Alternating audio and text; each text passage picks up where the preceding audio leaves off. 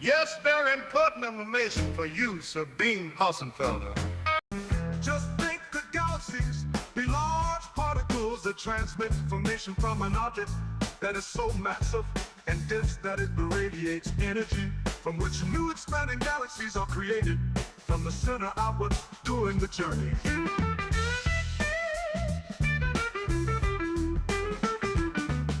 The object in question is naturally very far in space, outside the expanding visible universe. Similar objects would be infinitely numerous in infinite space, and they would always circulate the existing physical concrete, the existing matter, which is already a pushing force in itself. The speed of the expanding galaxies pushing away from them would accelerate for millions of billions of years. And at the same time, this energy spreading into space will spread more and more evenly into space. Eventually, the energy that has become very fast and evenly dispersed into space begins to encounter new expanding galaxies and new expanding quarks, through which this extremely fast energy, when pushing through, accelerates the expansion of the expanding quarks. The pushing through of the expanding quarks begins little by little to slow down the speed of this extremely fast energy. A small part of this extremely fast energy gets pushed to the center of such a very, very massive and dense object that hits the trajectory, and there, under extreme pressure, it is compressed again into extremely dense energy. At the same time, it displaces or pushes the energy that was pushed there earlier and compressed into extremely dense energy away from the center. And the slowly accelerating movement away from the center of such an extremely massive and dense object begins again. And there would be an infinite number of these similar objects in space, and in each one a corresponding recycling. They'll be going on all the time, so that the energy in them changes completely with time.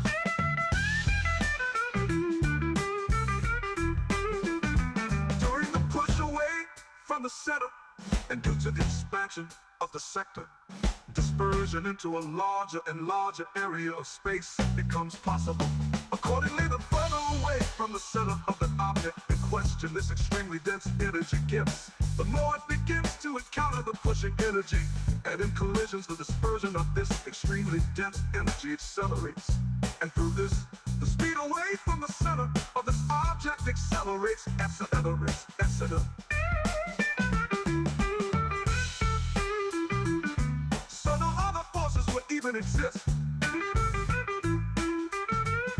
And these other forces are not needed to explain any phenomenon. Yes, I have thought about this, and I am completely convinced that all phenomena, starting from magnetism, are explained by a pushing force. It is important to understand that it is not space that is expanding. Space is an infinite three-dimensional stage that is nothing at all. Space cannot do anything. Einstein opened Pandora's box of physics when he pulled the concept of curved space out of his hat.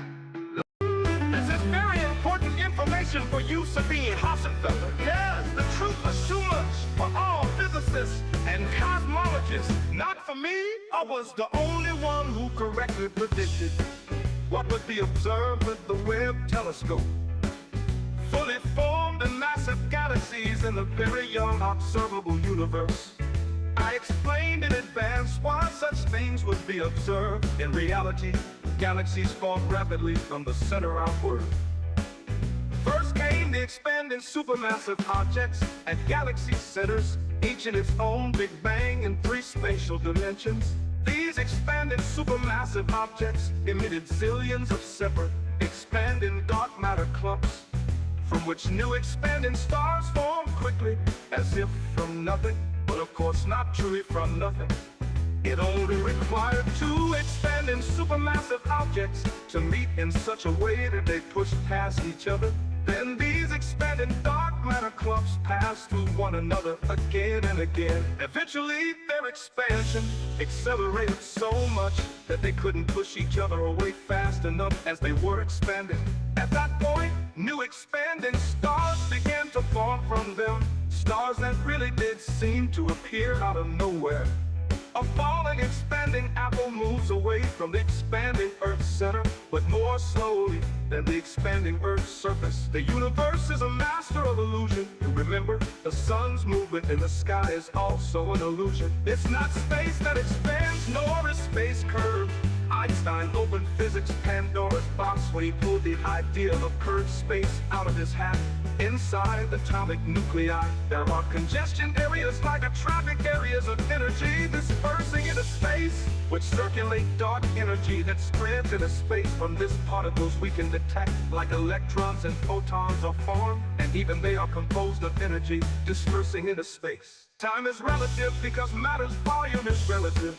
I'm the dude, the man, the one who figured out how the universe really works. Google took a Savorinen and read how the universe really works. Or does the truth scare you that your own body is made of congestion zones, recycling explosive energy? And you'd rather convince yourselves it's just space that somehow expands?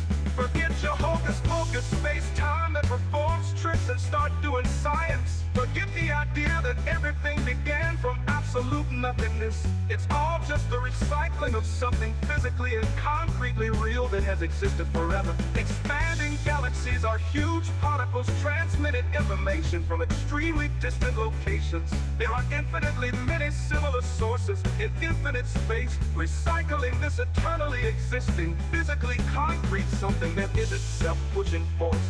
Its density simply varying by region in infinite space, depending on how it recycles itself. Love. Love. Love.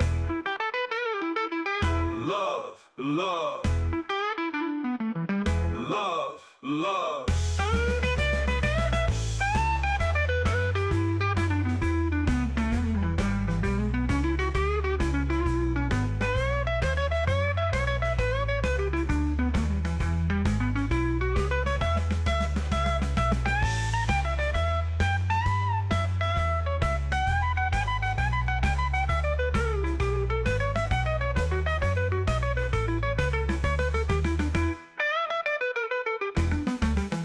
The truth